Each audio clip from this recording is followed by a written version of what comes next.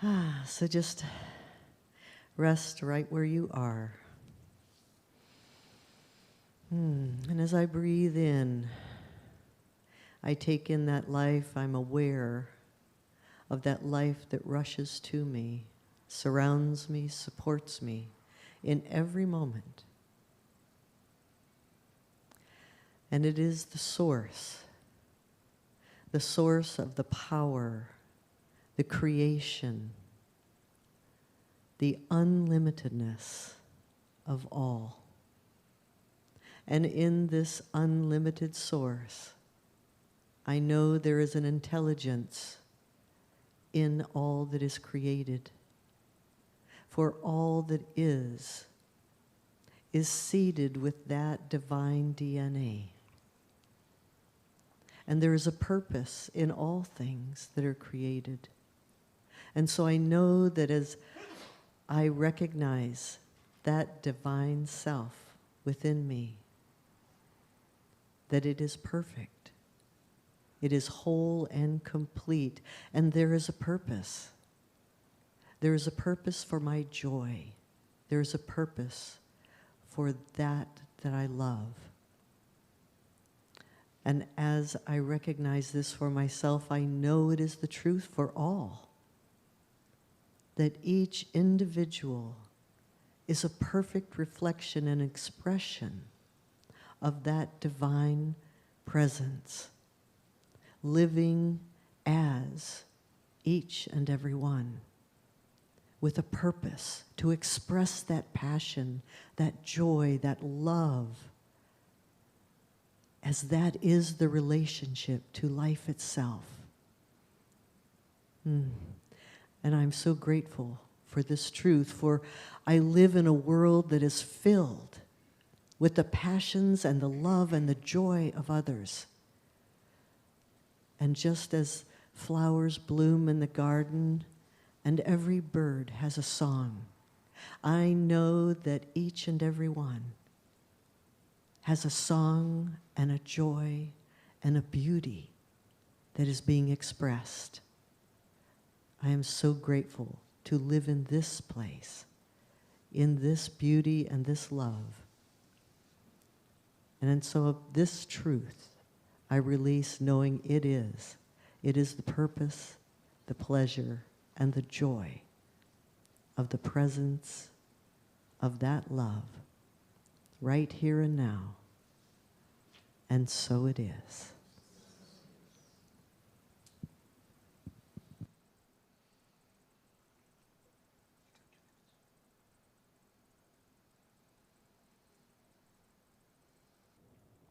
Passion is an interesting word. It's, we think of it as something that either I love or there's a lot of emotion attached to it sometimes.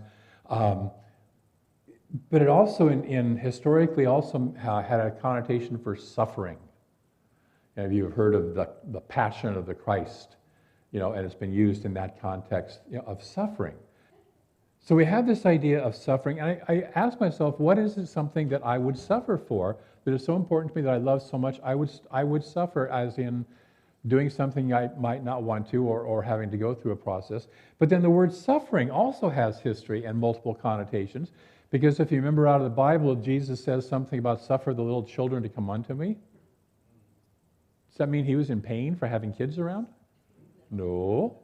Shakespeare says the eagle suffers little birds to sing. So it meant allow. Allowing.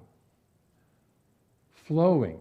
So our passion is an allowing and a flowing of what wants to come through us, of our authentic self.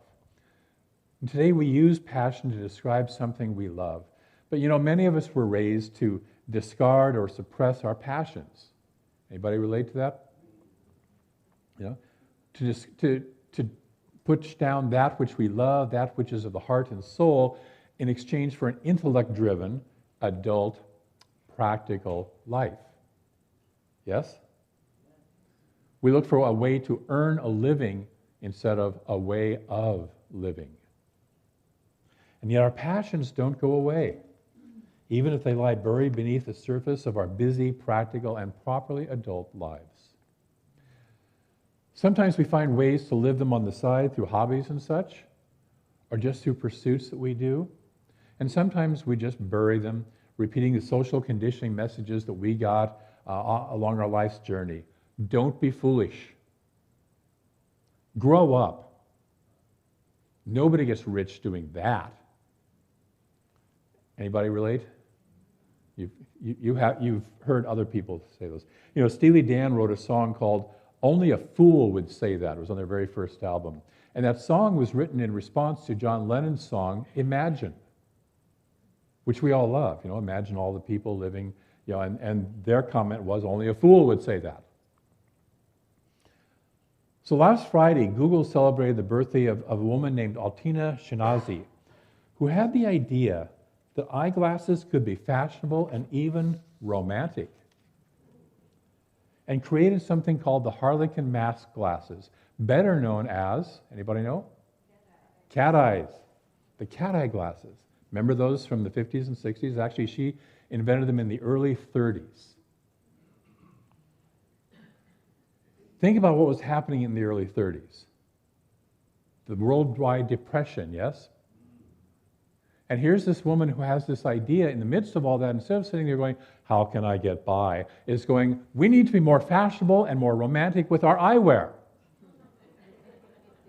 Now, is that an idea? Is that a passion? Does it matter about the outside circumstances of what's going on? No. In fact, she tried to interest all the major eyeglass manufacturers in these glasses, and they all rejected her, saying they were too edgy. By the way, every new idea is edgy. And for the limited mind, it's too edgy. But by 1939, by the end of that same decade, she was being awarded, got awards, and was being acknowledged for revolutionizing the eyewear industry and aesthetic.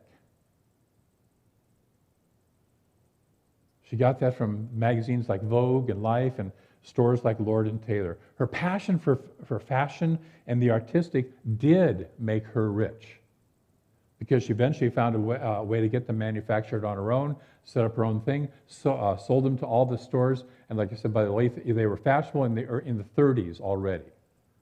And by the way, they're back, you know, starting at about the 90s or so, a little more rounded, but still, you know, the same general idea. And the same idea that eyewear can be fun. So, but even if we don't get rich in money or fame, following our passion, allowing it to flow, provides us with richness in life and enthusiasm, which I don't know about you, but I want a rich life that's rich in enthusiasm and joy. We often allow the intellect to be the master of our lives instead of the heart and soul, the imagination. Einstein said that imagination is more important than knowledge, for knowledge is limited, whereas imagination embraces the entire world, stimulating process and giving birth to evolution. That's what our imagination does. And yet most of the time when we grew up, we were told, don't use your imagination. Don't daydream. Don't this, don't that, right? Yeah. Was it just me? Oh, good. Phew. Okay. Or we grew up in environments where it was too painful to feel. And so we learned to live in our heads, disconnected from our heart and soul, from our feelings and passion. You know, my hero back in my teen years was Mr. Spock. You know, the cold, unfeeling, logical Vulcan, who occasionally had to battle his human side, which he really just didn't like and was trying to put down. Boy, did I relate to that. But even with our passion locked up in our closets, it lurks. It sits there and goes, we hear it down below the surface, and it finds ways to express. You know, 20 years ago, I had no interest in being a minister. I was a happy practitioner of religious science. Content, comfortable, life was good. And then my dang second wife, who at that time I was still in love with, got a burn, got a call to ministry. Had to do it. And so we went to a presentation about ministerial school while we were in Seattle. And I still remember the exact spot on the 520 bridge as I was driving home from Seattle to Bellevue, where it suddenly hit me like a brick. Why wouldn't I be a minister? I'm the kid who was saying Mass in the basement, building altars in the basement, saying Mass while my friends were all out playing baseball in the streets. I'm the college kid who fell in love with Taoism, and then the 20-something who fell in love with Zen Buddhism. And this passion for the divine, and this search and this deep need to create a deeper relationship and understanding of that has been with me since as long as I can remember. I can remember 6 and 7 years old having that be part of my life. Back then I was in love with Jesus, but it was still the divine that I was really in love with. And so I said yes. I tried to share, I realized that my passion is that love of God, and then wanting to share it. And for a lot of my early life, it was with people who didn't care. Yeah. All the jobs I had, and even the hobbies, were attempts to live decently, to kind of find, okay, well, I can't do that, so what am I going to do instead? And I've got a very checkered career past. I've done a whole lot of stuff. Because it was none of it was ever what I really wanted to do. None of it was really my calling. And it took until my early 50s before the opportunity, the means, and the passion came together. And then it took surrendering to that passion, to saying yes, and taking the next necessary steps. And it's not always easy. We sometimes have this idea that if we live our passion, we'll be walking along a rainbow path, just strewing, flowers left and right.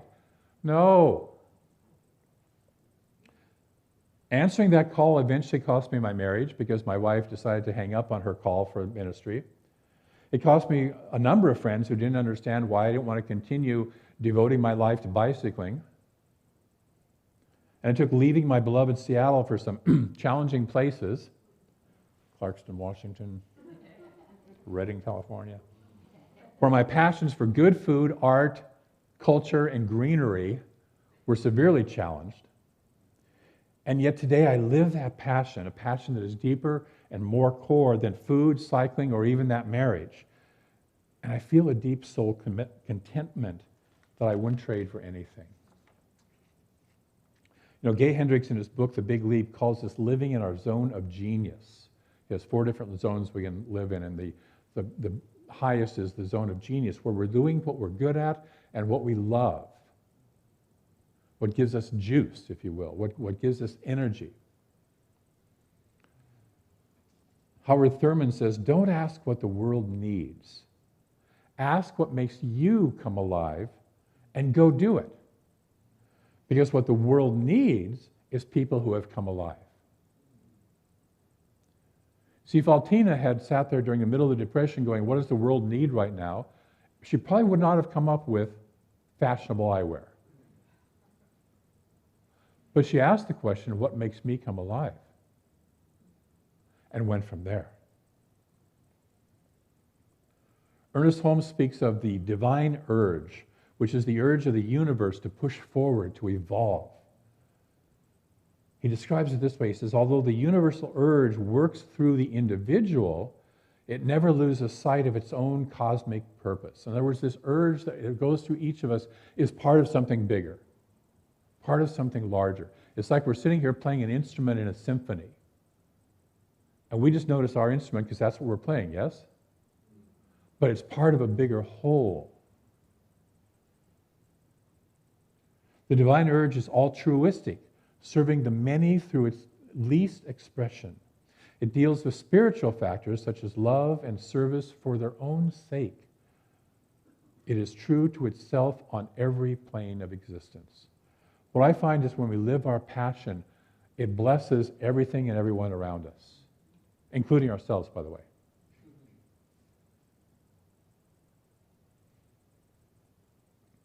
When we are living our passion, we are following and surrendering to the divine urge. Our passion both lifts us and deepens us in its process. And as we say yes, we cast off what is not really true of us. We can have a passion for life. I think most of us have a passion for life because you're still here on the planet, yes? Okay? And that passion is such that if we get a diagnosis, we will follow paths to support that life, whether that be changing our lifestyle. You know, as some of you know, many of you know, I've been walking that path recently. I've been discarding things that no longer work for me.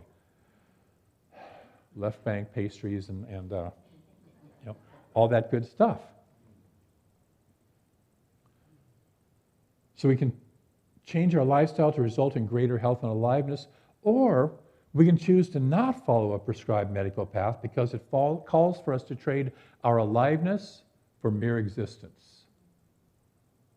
And we decide quality of life is more important than quantity. You know, I've known people who have cancer diagnoses who are, you know, put on a really hard path of recovery, and finally say, no, I'm not going to go through all the, you know, all the stuff that goes with that, especially if they're in late stage cancer. I'd rather have a shorter life that I still have a little bit of quality of life left right now. Any of those is our passion for life. Living our passion isn't an easy stroll through a rainbow path, as I said. Living our true passion calls us not only to leave behind that which no longer serves us, but facing difficulties that we might not otherwise have to. And so whether we're creating fashionable eyewear in a world that doesn't believe in fashionable eyewear, or being a minister, there are challenges and difficulties. Yet there's that deeper satisfaction of knowing that we're on a path that is true for us. All my dreams are waiting for me to come true. One of the main blocks to saying yes to our passion, once we become aware of what it is our attachment to certainties and controlling outcomes. I gotta know what's gonna happen. Having to know, intellectually anyways, all the steps, all the methods, and all the outcomes of saying yes to passion. But the journey doesn't work that way. It takes facing the next step, the step that's right in front of us, and taking that step. I sometimes equate it to the idea that, you know, if you're driving at night with your headlights on, you can only see a couple hundred feet down the road. You can't see the rest of the road. But you can see what's a couple hundred feet in front of you and go that way. It works by understanding that our passion is not a straight line from point A to point B. Rather, it's a meandering path of trying things. Finding what works, finding what doesn't work. It's a path of making mistakes. Learning opportunities, right? It's a path of readjusting our goals and our methods. And through it all, paying deep attention to what our passion is really about. What is it really about? You know, there's a time when I thought mine was to build a large religious science church around Hartford, Connecticut, with my wife as a co-minister. That's what I thought my passion and my vision and my dream was. All through ministerial school is about 4 years long, and for the last 2 years of it, we were the couple who knew what our ministry was going to be. Bless you. Who knew what our ministry was going to be. Everybody else in our class was like, I don't know what I'm going to do when I get out of ministerial school. And we're going to Connecticut, we're opening a church, and we knew that. A week before our ministerial panels, which took place in Asilomar, where I'm returning this week, the whole thing vaporized. The two study groups that were back in that New England area had a big fight with each other. The one that had no money and no place wanted us to still come back and be ministers. And the one that had the money and the place didn't want us, didn't want any minister. They wanted to run the place themselves. And our marriage was collapsing, basically, at that point. Today, after a little winding path, I know that my passion is still ministry. I know it. Through all the process, I've never doubted that once. It's still deepening in my love of spirit. Am I deepening in my relationship with that and understanding that and then sharing it with others? That's what I'm here for. It's what I love to do. It's just happening in a place and with people that's different than I originally thought it would be. And I'm glad, by the way. because I'm a better and happier minister for that journey.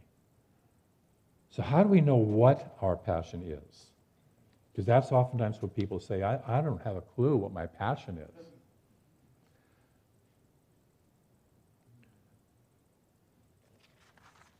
One of my passions is to finish up the other side of that page right there, I believe. So there's some uniqueness that each of us took form to express. You came here for a reason. There are lots of things we can love enough to play with, to engage in, and since all is one, there's only one, and everything is interconnected and there's no right, wrong, you can't do it wrong. Got that? Nudge your neighbor and say, you can't do life wrong.